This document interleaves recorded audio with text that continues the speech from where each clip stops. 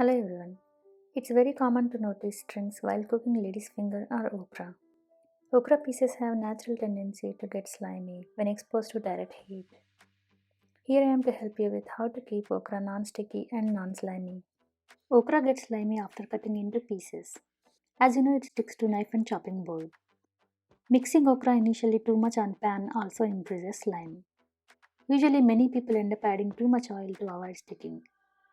Instead, try these ways to keep okra non-slimy and tasty with less oil. Let's get started. First thing, moisture increases their stickiness. So we need to make sure to avoid moisture.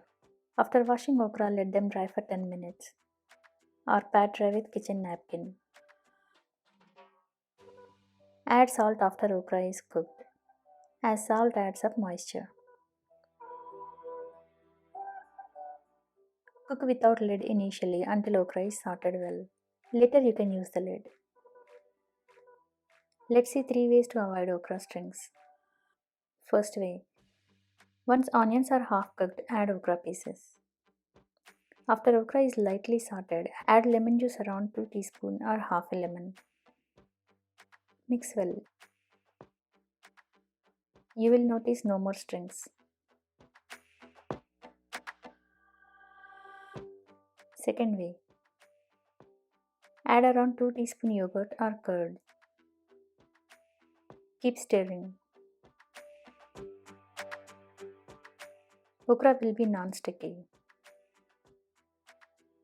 Similarly, you can try little tamarind paste or tomato. You can as well try vinegar, raw mango powder or besan. All these ingredients enhance the okra taste, but vinegar might alter the taste due to its strong smell and flavor. Here is my third way.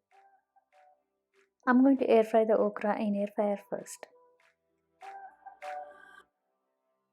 It pulls out all moisture, plus saves cooking time on stove top.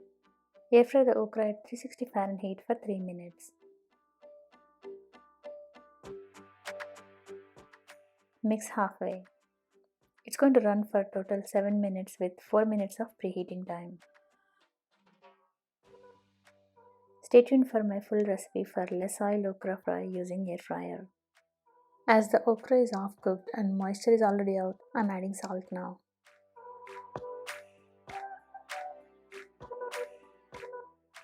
You can see how nice and non-sticky okra is.